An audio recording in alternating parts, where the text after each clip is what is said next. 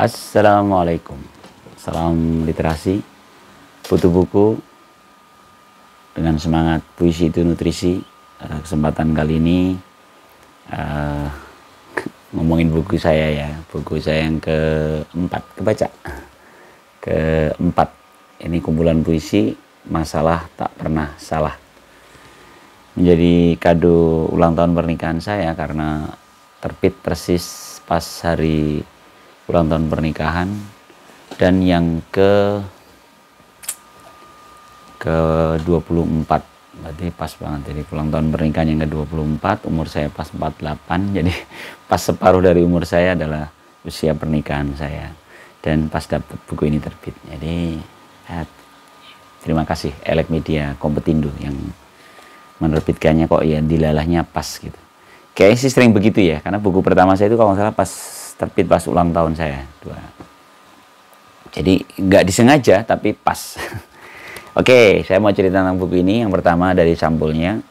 Sampulnya ada seperti lukisan abstrak, tapi sebenarnya ini dua lukisan yang dijadikan satu. Jadi keduanya karya anak-anak saya. Anak saya yang pertama, Haya, itu melukis.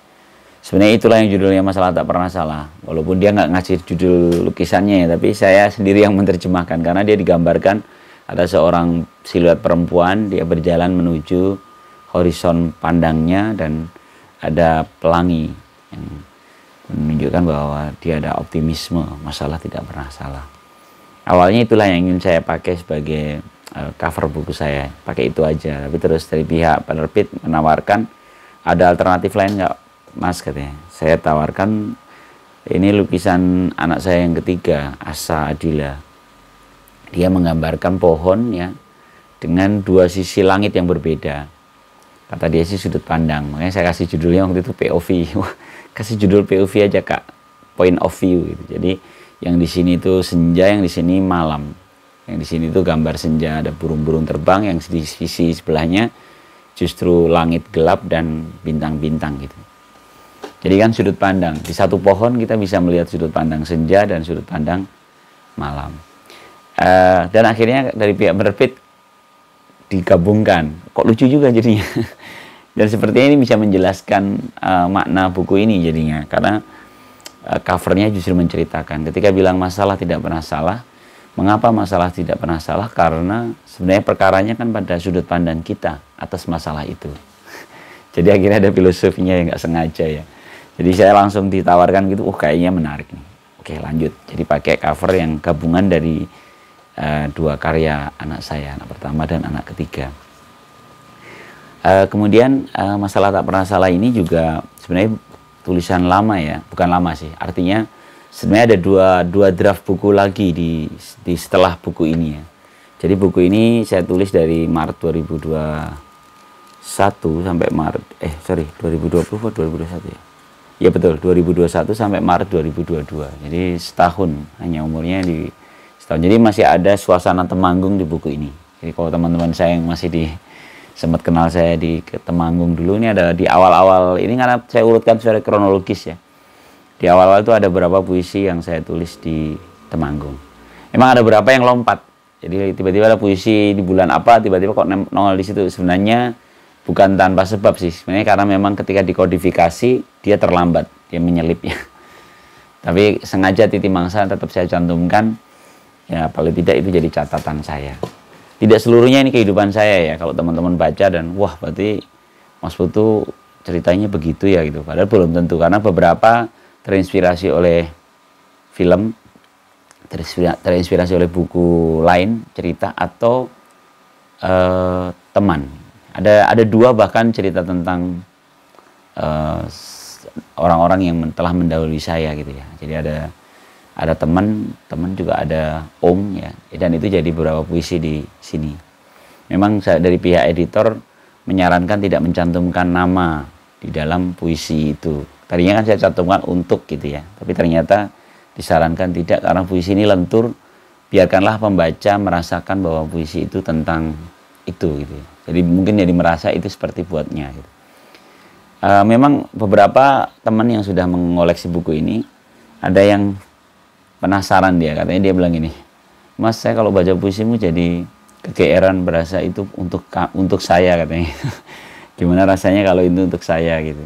Dan sebenarnya memang demikianlah cara puisi bekerja kan. Puisi ini lentur dan objeknya dilepas saja, pembaca masing-masing bisa menginterpretasikannya. Oke, itu yang saya merangkap pelan-pelan ya dari cover, terus tadi isinya ya, latar belakangnya dari Maret 2021 sampai Maret 2022. Mengapa baru terbit sekarang ya, karena memang perlu proses ya saat editing dan diskusi dengan penerbit. Kemudian judulnya Masalah Tak Pernah Salah ini juga menjadi agak dicocokologi nih, agak cocokologi ya.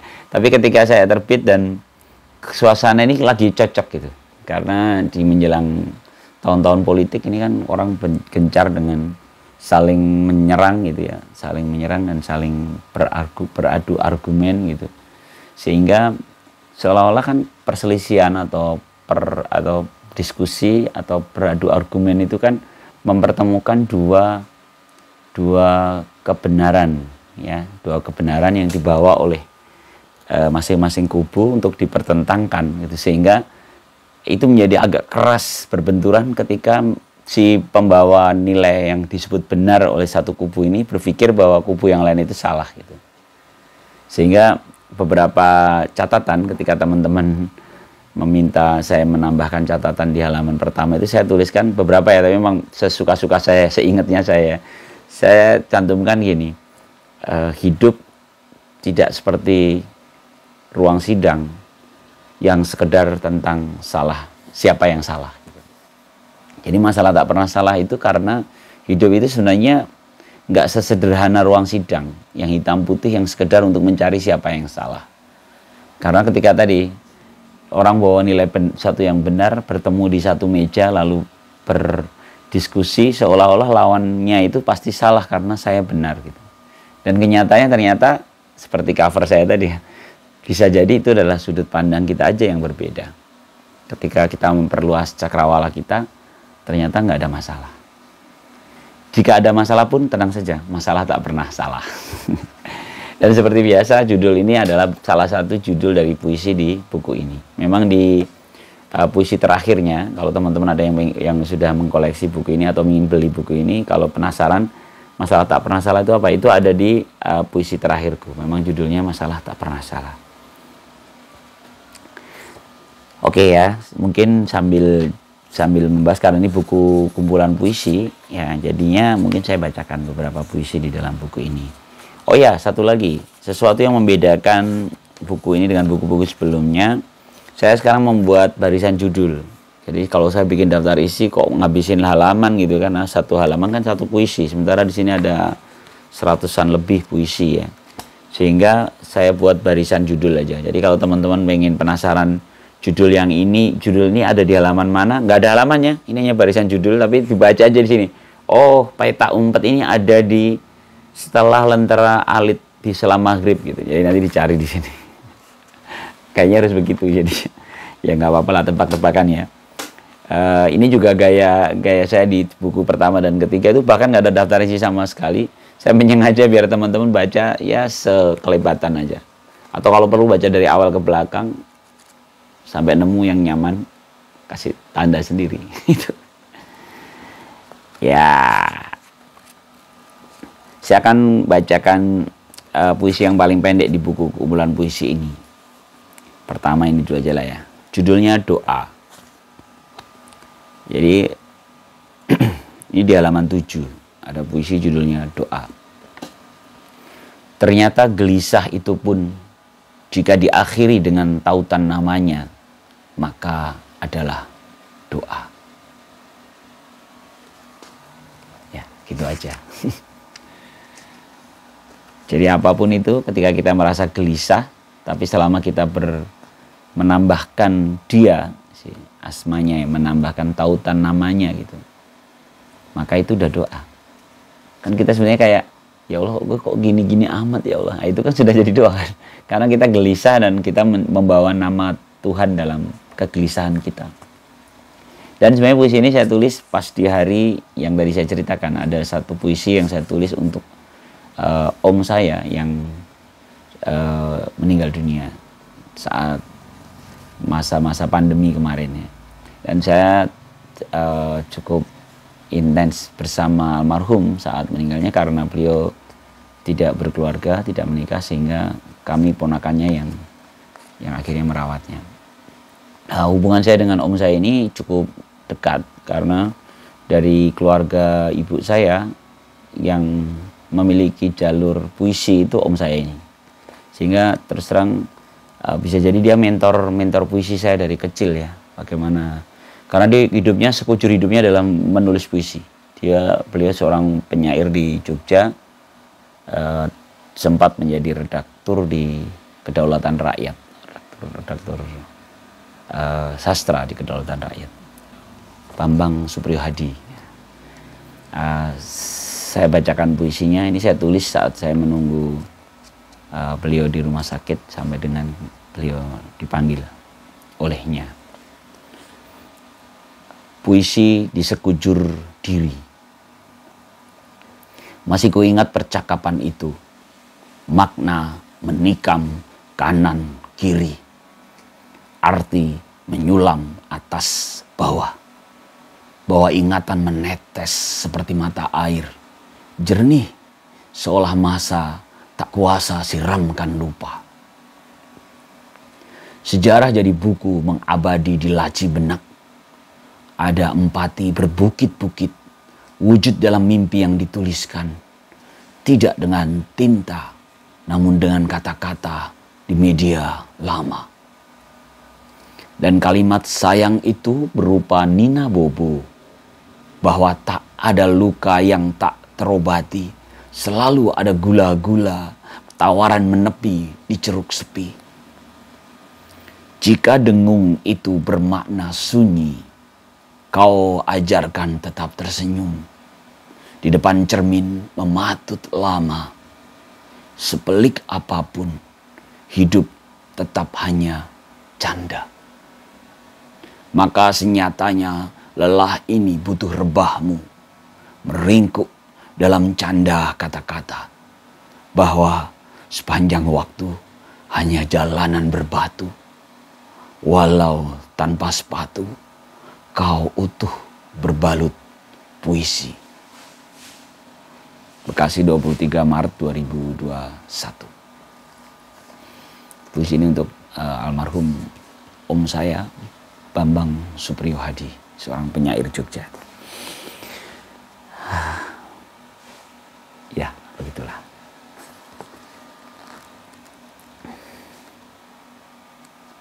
Soalnya beliau ini seorang yang ya tadi membaca puisi di sepanjang hidupnya, dan saya tadi sampaikan bahwa bagaimana bahkan akhirnya kata-kata tidak lagi dia tuliskan, melainkan dia comot dari media-media yang dia gunting, dia tempel-tempelkan dalam. Jadi puisi di akhir hayatnya itu beliau banyakkan clipping, dalam bentuk clipping-clipping yang dia tempel-tempelkan. Konon ketika berbincang, ya saya termasuk keponakan yang bisa ngobrol panjang karena mirip. Cara pandang puisinya kami mirip. Jadi saya menikmati puisi kehidupan yang disampaikan oleh om saya ini. Satu lagi, ini jadi kebetulan aja nih, ngebacanya saya pas dapat yang puisi ditinggalkannya. Satu lagi ini puisi yang saya tulis juga karena seorang teman saya mendahului saya. Ini mah jauh lebih muda dari saya. Pusara. Dan pusara itu menjadi pusaran kenangan. Kelindan kata juga rasa. Tentang repih sepi yang tak kau takuti. Tentang enggannya kau berbahasa basi. Menepimu lalu jadikan aku telinga lainmu. Tenggelamku lalu jadikan kau sampanku. Rebah saat lelah kau semestakanku. Pukau pada silau aku mataharikanmu. Pada hari-hari yang basah di akhir musim, mengantarkanmu bersama gegas langkah dan deras resah. Kita simpan dalam peti harapan, kita lipat dalam sekat ingatan. Betapa kotorku tak menakutimu, aibku justru lengkapi spektrum untukmu. Dengan tawa kau berkata bahwa aku bukan orang baik-baik, dan itu tidak apa-apa. Mungkin kecewa akhirnya akan jadi tawa. Bahwa berharap luar biasa hanya jebakan putus asa. Kau, guru sekaligus pembaca, kini pergi tinggalkan jejak sepi dan air mata. Bekasi 4 Juni 2021. Jadi dua puisi tentang kepergian atau keberangkatan. Ini dua puisi tentang itu. Wah, Pak Bang, jadi nggak ngomongin masalah yang tak pernah salah di sini ya. Justru puisi-puisi, karena ini memang catatan ya, catatan di sepanjang tahun-tahunku ya. Lalu ada juga puisi yang saya tulis untuk satu komunitas. Jadi kebetulan ada satu komunitas judulnya Dewan Santuy gitu ya, Dewan Santuy Nasional. Saya dipilih menjadi salah satu ketua rumpunnya, rumpun santuy literasi. Jadi literasi yang santai gitu. Lalu saya menuliskan untuk semacam sambutan atas komunitas ini gitu. Tapi sengaja saya taruh di buku puisi ini karena pas itu di tahun yang itu juga gitu. Jadi ini kayak buat catatan lah. Judulnya Santuy dan Puisi. Dunia itu paradok, seperti diagram Kartesius, selalu ada dua sumbu, X dan Y.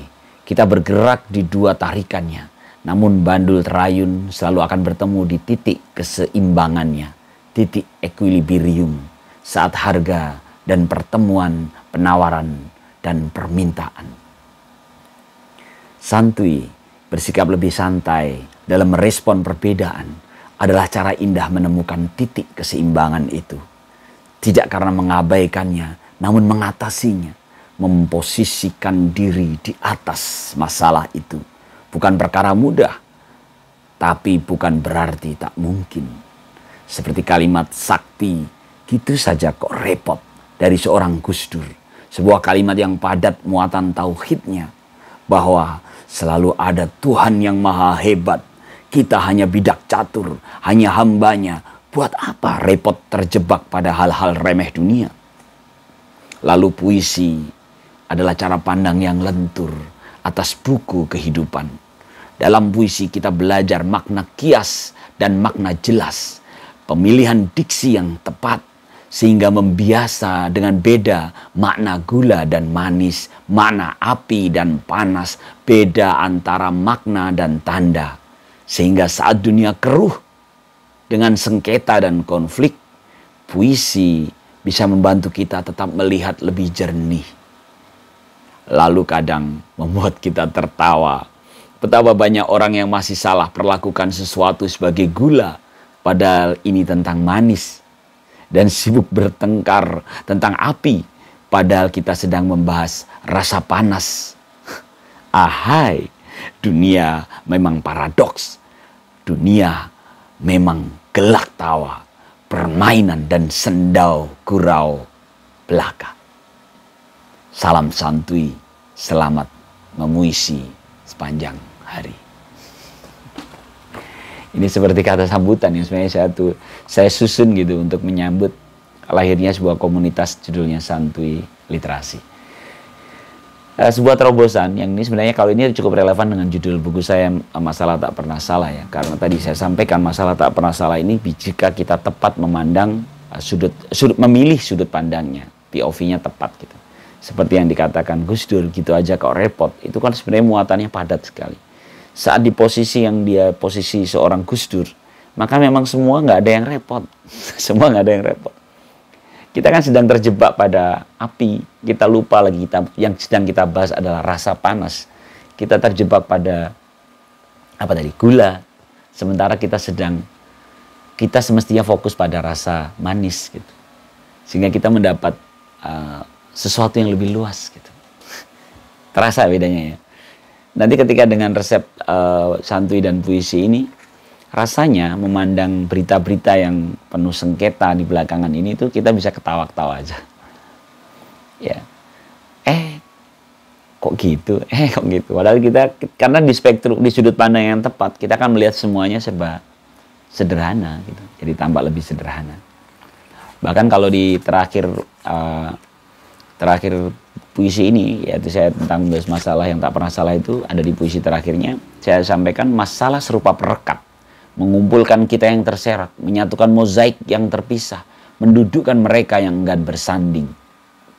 Cara memandang mampu ubah ukuran, cara belajar bisa ganti anggapan atas harapan. Kita dedaunan diterbang layangkan angin takdir. Kerelaan adalah obat atas demam ingin dan mimpi. Jadi tak mengapa jika luka berulang datang, masih ada senyum yang sanggup melupakannya. Jadi tak mengapa jika sakit kembali menggigit, masih ada melodi hati jadi terapi saat terus dinyanyikan. Dan itu saya tuliskan juga di belakang. Jadi kalau teman-teman jalan-jalan ke Gramedia nemu buku ini, lihat belakangnya, ini sebenarnya puisi terakhir saya, masalah tak pernah salah. Kita udah 21 menit, luar biasa ya. Sebenarnya ini tadi saya sampaikan karena belum lama ini ada satu tantangan, bukan tantangan, di percakapan di satu grup WAG yang penuh sengketa gitu ya, penuh perbedaan pandangan. Terus saya menyampaikan beberapa buku yang bisa jadi referensi gitu. Walaupun setelah itu saya dicibir juga gitu.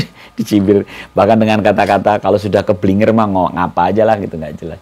Padahal sebenarnya kan yang saya tawarkan ada beberapa buku yang bisa jadi kalau kita baca, kita menemukan sudut pandang yang lain gitu. Tidak lalu berubah pikiran gitu. Karena sebenarnya apa sih yang membuat perselisihan dalam diskusi itu menjadi memanas? Karena ada kenoraan, gitu, ada kenaifan di kepala kita bahwa kita sedang mengajak seorang itu mengikuti pikiran kita gitu.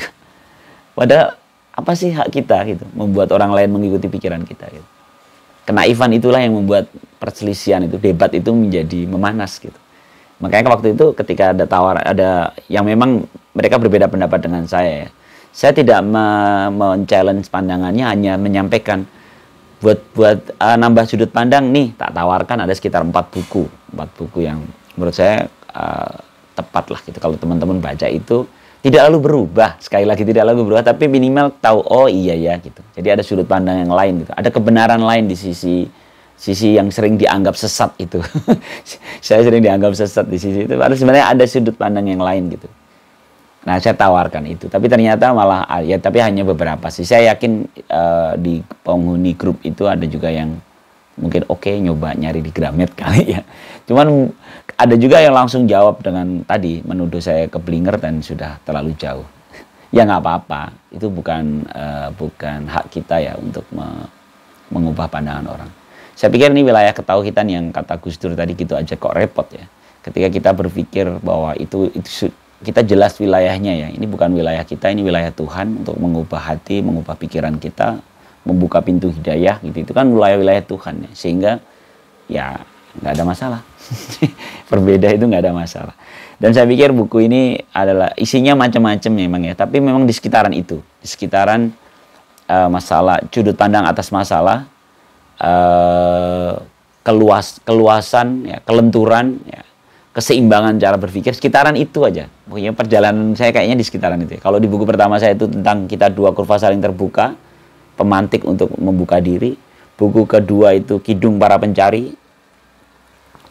Ini sebuah nyanyian bahwa saya seorang pencari, dan mungkin teman-teman pembaca juga seorang para pencari yang terus mencari gitu. Lalu yang ketiga itu buku saya judulnya Mungkin Kita Hanya. Kesadaran bahwa ya kita cuman hanya aja gitu. Hanya itu kan pasti sesuatu yang rendah, sesuatu yang sedikit, sesuatu yang lemah gitu. Sebuah kesadaran ya. Di situ lukisan, aduh saya nggak bawa bukunya ya. Itu covernya itu gambar anak saya yang pertama yang menggambarkan tiang listrik, terus gitu aja, tiang listrik aja. Tapi itu sebenarnya seperti itulah kita itu gitu. Hanya tiang listrik gitu. Mungkin gitu. Hanya sudut yang kita lihat biasa aja gitu di keseharian. Dan yang keempat nih tentang masalah tak pernah salah, saya mencoba mengajak teman-teman untuk bahwa oh ternyata ini perkara sudut pandang. Perkara sudut pandang.